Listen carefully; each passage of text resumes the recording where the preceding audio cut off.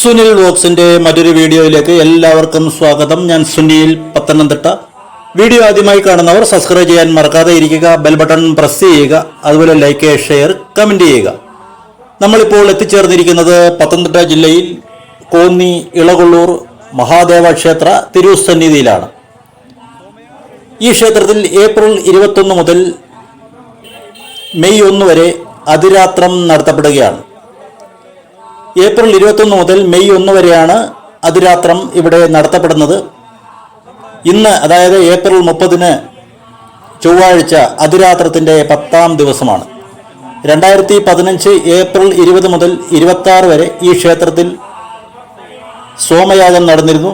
സോമയാഗം നടന്നാൽ 8 വർഷത്തിനകം അതിരാത്രം നടക്കണമെന്നാണ് വിധി. അതിൻ്റെ ഭാഗമായാണ് ഇവിടെ അതിരാത്രം നടത്തപ്പെടുന്നത്. കേരളത്തിൽ തന്നെ വളരെ ചുരുക്കം സ്ഥലങ്ങളിൽ മാത്രമേ അതിരാത്രം നടത്തപ്പെട്ടിട്ടുള്ളൂ. അതിരാത്രം നടക്കുന്ന ദേശത്തിനും ആ ദേശവാസികൾക്കും സർവ സമ്പൽമൃതിയും ഐശ്വര്യവും സിദ്ധിക്കുമെന്നാണ് വിശ്വാസം. നമുക്ക് ഇന്നത്തെ അതിരാത്രത്തിൻ്റെ ദൃശ്യങ്ങളിലേക്ക്. പ്രകൃതി രമണീയമായ ഗ്രാമ അന്തരീക്ഷത്തിൽ സ്വയംഭൂവായ ശ്രീ മഹാദേവർ പാർവതീ സമേതനായി ആൽത്തറയിൽ കുടികൊള്ളുന്ന അതിപുരാതനമായ ക്ഷേത്രമാണ് കോന്നി ഇളകൊള്ളൂർ ശ്രീ മഹാദേവർ ക്ഷേത്രം. ഈ ക്ഷേത്ര തിരുസന്നിധിയിൽ 2024 ഏപ്രിൽ 21 മുതൽ മെയ് 1 വരെ അതിരാത്രം നടത്തപ്പെടുകയാണ്. 7ാം ദിവസത്തെ അതിരാത്രത്തിൻ്റെ വീഡിയോ ദൃശ്യങ്ങൾ നമ്മുടെ ചാനൽ പ്രേക്ഷകർക്ക് വേണ്ടി ചെയ്തിരുന്നു. അത് മാന്യ പ്രേക്ഷകർ കണ്ടു കാണുമെന്ന് വിശ്വസിക്കുന്നു. ഇന്ന്, അതായത് ഏപ്രിൽ 30 ചൊവ്വാഴ്ച, ഇവിടെ നടന്നു വരുന്ന അതിരാത്രത്തിൻ്റെ 10ാം ദിവസമാണ്. 10ാം ദിവസത്തെ അതിരാത്രത്തിൻ്റെ ദൃശ്യങ്ങളാണ് പ്രേക്ഷകർക്ക് വേണ്ടി ഇവിടെ നമ്മൾ കാണിക്കുന്നത്. 2015 ഏപ്രിൽ 20 മുതൽ 25 വരെ ഈ ക്ഷേത്ര തിരുസന്നിധിയിൽ മഹാസോമയാഗം നടത്തപ്പെട്ടിരുന്നു. സോമയാഗം നടന്നാൽ 8 വർഷത്തിനകം അതിരാത്രം നടക്കണം എന്നാണ് ആചാര്യന്മാരുടെ വിധി. അതനുസരിച്ചാണ് 2024 ഏപ്രിൽ 21 മുതൽ മെയ് 1 വരെ ഇവിടെ അതിരാത്രം നടത്തപ്പെടുന്നത്. സംഹിത ഫൗണ്ടേഷൻ്റെ ആഭിമുഖ്യത്തിലാണ് അതിരാത്രം ഇവിടെ നടത്തപ്പെടുന്നത്. വൈദിക കർമ്മ കാണ്ഡത്തിൽ യാഗ യജ്ഞാദി കർമ്മങ്ങൾക്ക് ഒഴിച്ചുകൂടാനാവാത്ത ഒരു സ്ഥാനമാണ് ഉള്ളത്. ക്ഷേത്ര ആരാധന സമ്പ്രദായങ്ങൾ വ്യാപകമാവുന്നതിന് മുമ്പുള്ള ചരിത്രഘട്ടത്തിൽ ദേവപ്രീതിക്കും ഉദ്ദിഷ്ട കാര്യ ലബ്ധിക്കുമായി മുഖ്യമായും പിന്തുടർന്നിരുന്നത് യാഗയജ്ഞാദി കർമ്മങ്ങളായിരുന്നു.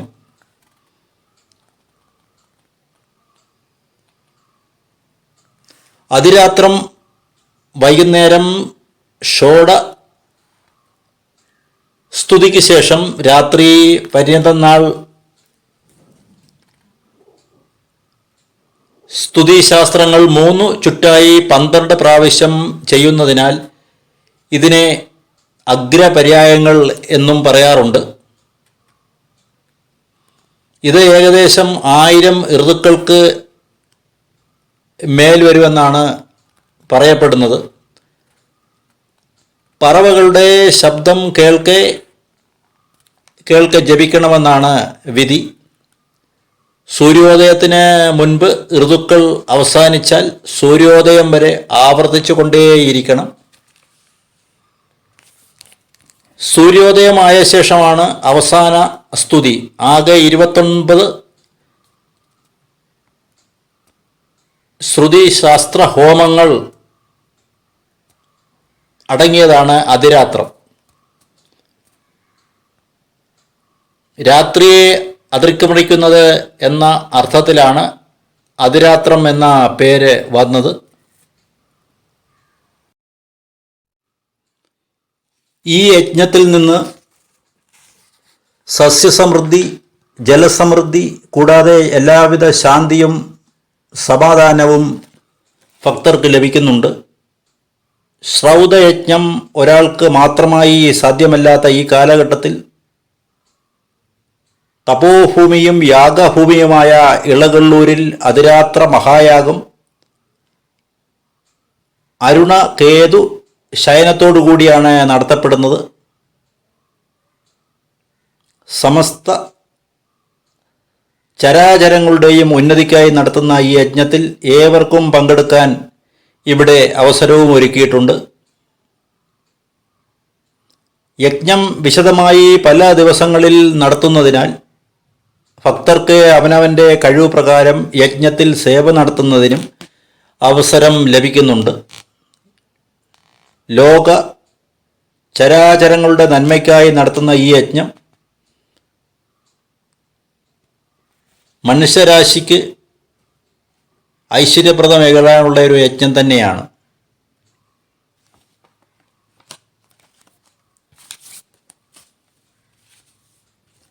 പൊതുജനങ്ങൾക്കും ഈ യാഗത്തിൽ പങ്കെടുക്കാൻ അവനവൻ്റെ കഴിവ് അനുസരിച്ച് അവസരങ്ങൾ ഇവിടെ ഒരുക്കിയിട്ടുണ്ട്.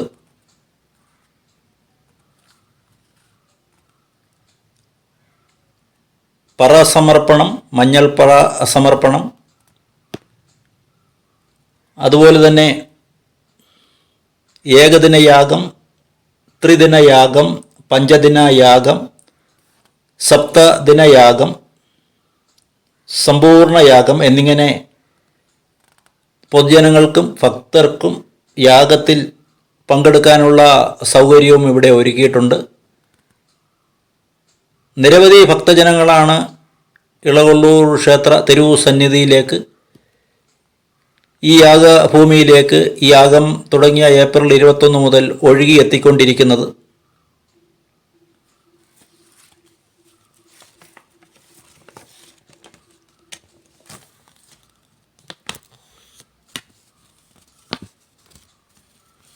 ഇളകൊള്ളൂർ എന്ന് പറയുന്ന ഗ്രാമ അന്തരീക്ഷത്തിൽ ശ്രീ മഹാദേവൻ്റെ തിരുസന്നിധിയിൽ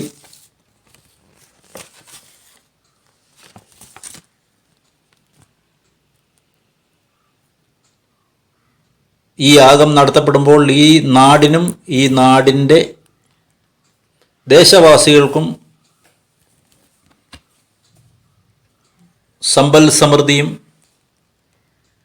സർവ ഐശ്വര്യങ്ങളും മംഗളങ്ങളും സിദ്ധിക്കുമെന്നുള്ളതാണ് യാഗത്തിൻ്റെ വിധി.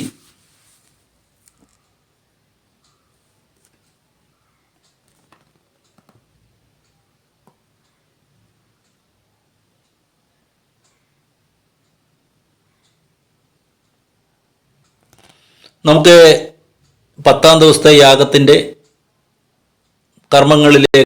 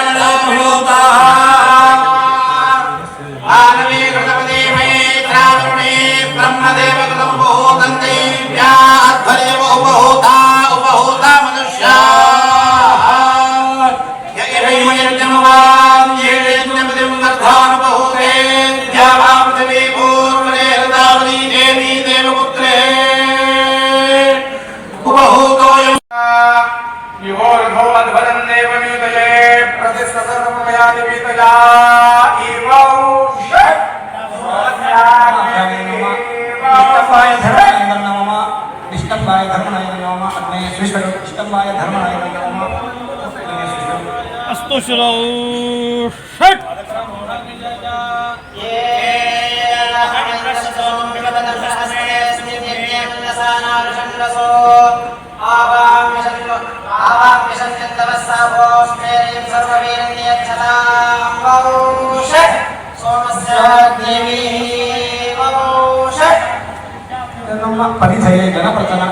जनप्रथनाय जपनिधये जनप्रथनाय नमः जनप्रथनाय अग्रे अस्तुश्रो षट्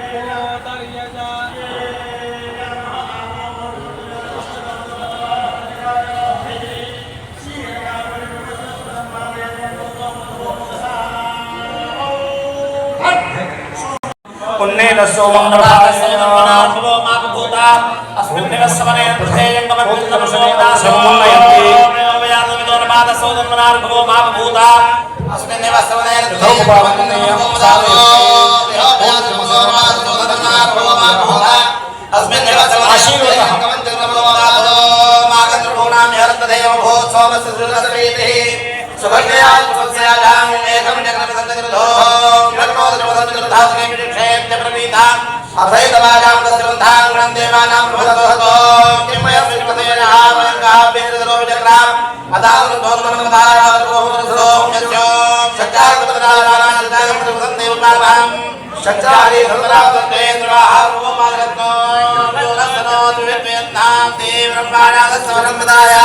तस्मै प्रभव सर्ववीरवाचक्षुरप्रणोमन्दसानो राष्ट्रसुरमविमोहयत्माभ्यन्तिनं समरं केवलन्ते साप्रभुवे पिबत्तरप्रदेविर्सखेन्द्रियान् ये देवासो भवतानुत्याश्येनायुवनिधेर्विनिषेधा देवत्तं धादिनवदोर्वादसौधन्वना भवतामृतादो यत्र देयं समनमृतदेयं ऋणध्वामवज्जालभवाः तद्भव परिचितं वैदत्समुदेवृन्द्रेभिर्विवद्धो जः पञ्चदशानि शब्दवनमरतदेयः पञ्चाशानि सत्यात्वक्ताः पञ्चाशानि संवेदत्समुदेवृन्द्रेभिर्विवद्धो चमसङ्ग्रहः तद्भव परिचितं वैदत्समुदेवृन्द्रेभिर्विवद्धो धरप्रणेधाम् आवागन्धां श्रीमद्राण्यग्मन्नुपब्रह्माणि श्रुतं भवम्मायि ॐ षट् सोमस्याग्निभिः ॐ षट्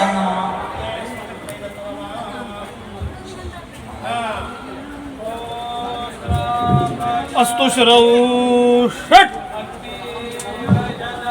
ये जामयमो स्तोममर्हते जातवेदसेऽर्थमिव सम्महे मामनीषया भद्राहिनः प्रमदिरस्य संसद्यग्ने सख्ये मार्यषामावयन्तवा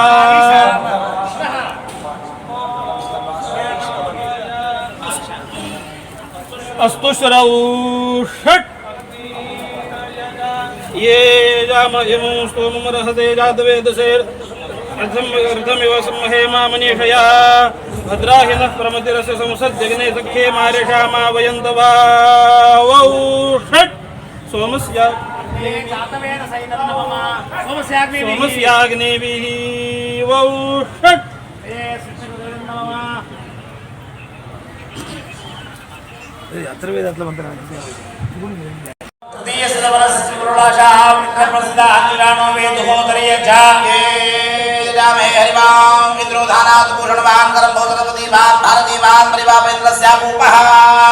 तृतीय सतमनस्य प्रोडाशां इंद्रप्रसिद्धा जुषाणो वेदु वौ षट् अग्नये नमः इंद्रस्य हन्ते वेज्ये नादो नादो भूयासाम्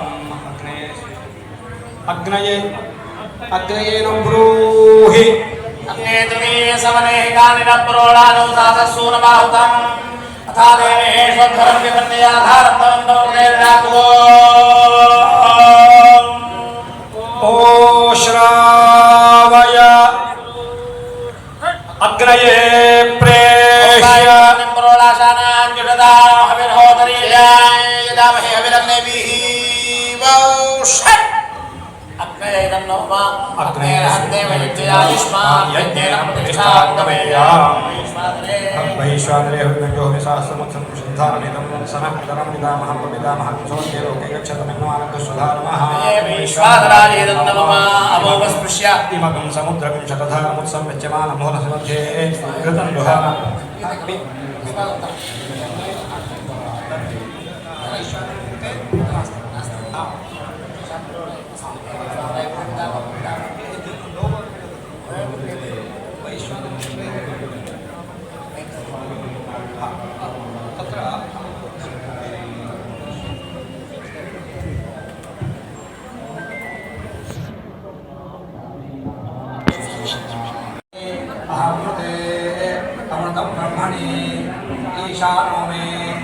ईशानो मे मन्यो श्रुतः मन्युर्हृदये मन्युर्हृदयं